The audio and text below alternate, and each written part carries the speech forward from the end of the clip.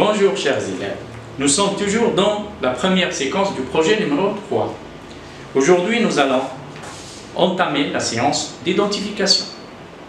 Pour ce faire, je vous propose 3 textes différents que vous allez lire attentivement et identifier.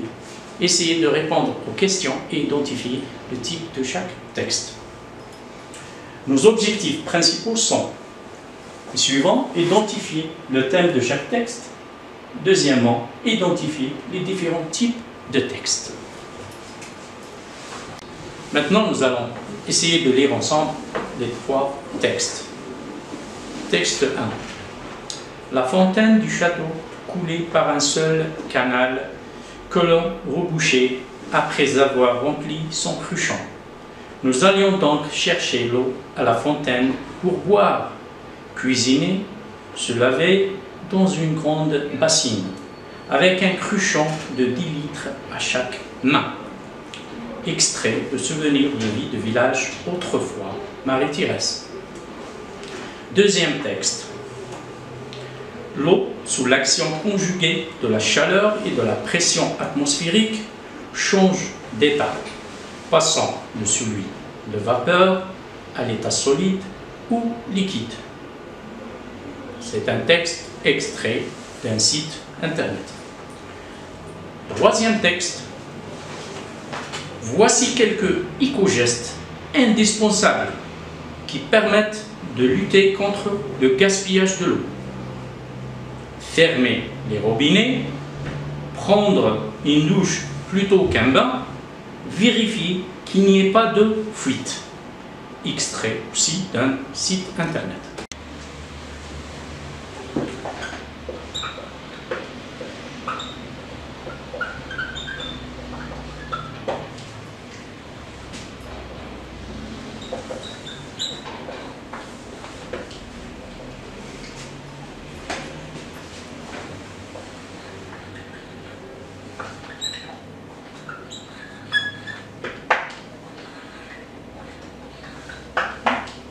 Donc, la première question, c'est quel est le thème abordé dans les 3 textes.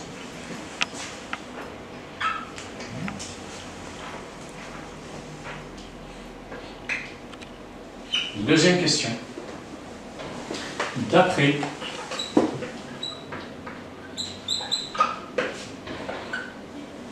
le texte numéro 1,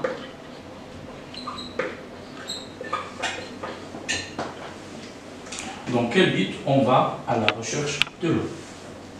Dans quel but on va à la recherche de l'eau? Dans quel but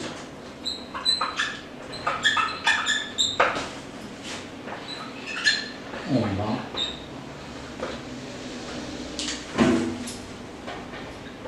à la recherche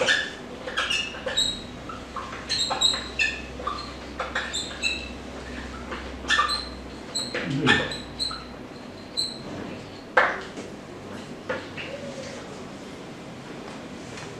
Ensuite, la troisième question. Selon le texte numéro 2. Donc, la réponse à la première question, c'est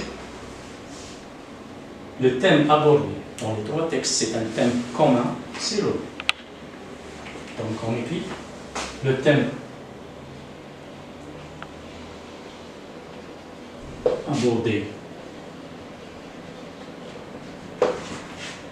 dans les 3 textes et l'eau.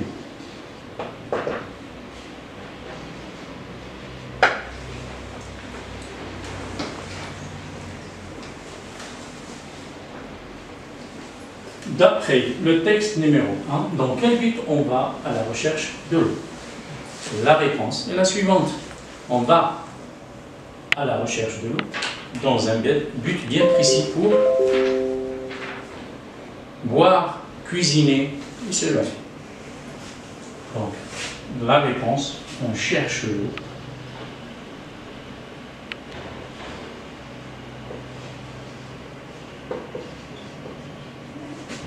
pour boire, cuisiner et se laver.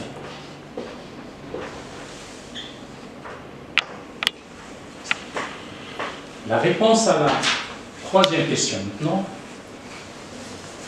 Selon le texte numéro 2, l'eau dans la nature prend plusieurs formes, ou bien plusieurs états. Lesquels? Les états d'après le texte sont. Premier état, c'est l'état liquide. Rivière, mer, etc.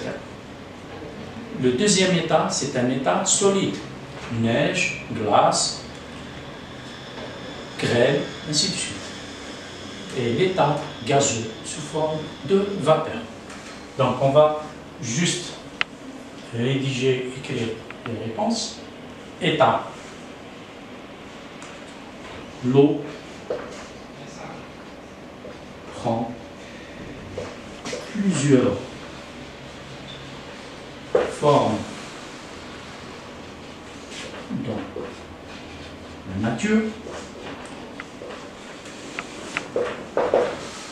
Donc, on va dire liquide,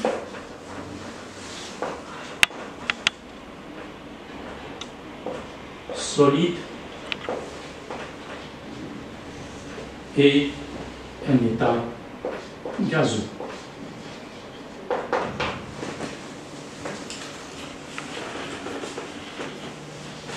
Maintenant, on passe à la question suivante. Dans le texte numéro 3, l'auteur nous donne quelques conseils pour ne pas gaspiller l'eau. Lesquels? Les conseils.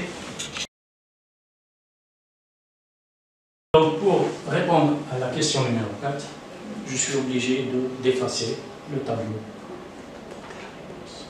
et vous donner la réponse. D'accord?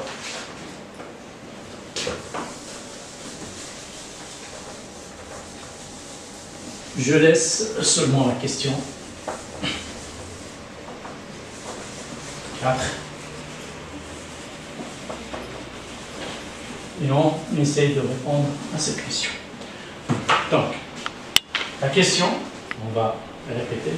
Dans le texte numéro 3, l'auteur nous donne quelques conseils pour ne pas gaspiller l'eau. Lesquels? Donc, l'auteur dans ce texte nous donne quelques conseils.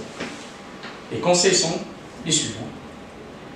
Fermer les robinets, prendre une douche plutôt qu'un bain et vérifier qu'il n'y ait pas de fuite. Pour éviter le gaspillage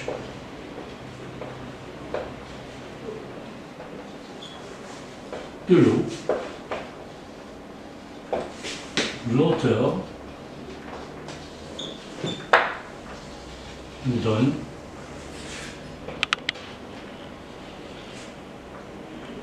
les conseils, les consignes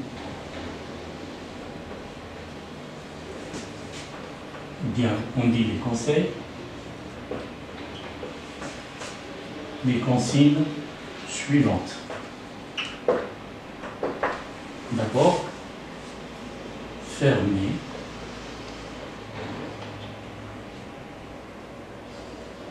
les robinets. Deuxièmement, on doit fermer les robinets. Deuxièmement, prendre une douche à la place d'un bain. Prendre une douche plutôt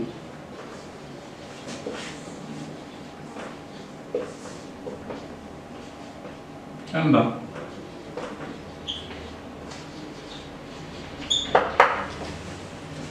Et enfin, vérifier qu'il n'y ait pas de fuite. Et enfin, vérifier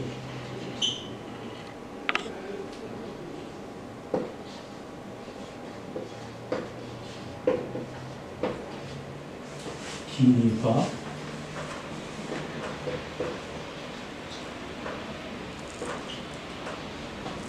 de fuite dans notre installation.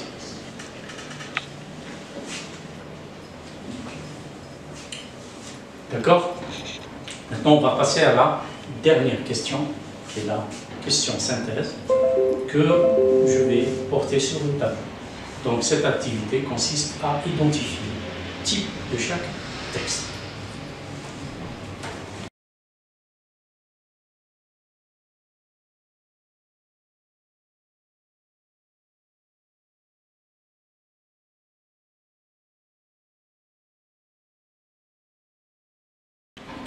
Donc, pour répondre à cette question et compléter le tableau, il est impératif de relire les 3 textes et se référer, ou bien se baser sur les indices qui se trouvent dans chaque texte. Donc, on commence par d'abord le premier texte et en se basant sur la source, souvenir de la vie du village autrefois, et sur le temps employé dans le texte, on voit bien qu'il y a ici un narrateur qui raconte et le temps utilisé, c'est l'imparfait. Donc c'est un texte qui raconte. Donc, on peut dire que c'est un texte narratif. Dans le deuxième texte, la même procédure, on va voir la source. On a l'eau, c'est quoi? C'est une phrase interrogative qui demande une réponse. Et dans ce texte, l'auteur nous explique le cycle de l'eau dans la nature. Donc, on peut dire que c'est un texte explicatif. Donc,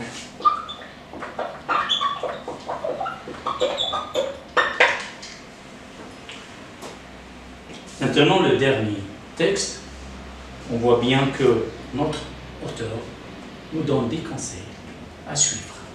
Donc, il y a une énumération de consignes. Donc, c'est un texte qui prescrit. Donc, c'est un texte prescriptif. D'accord? Donc, le texte 3, c'est un texte qui prescrit. Donc, c'est un texte prescriptif. Voilà, vous avez... merci d'avoir suivi cette séance et on vous dit à la prochaine fois.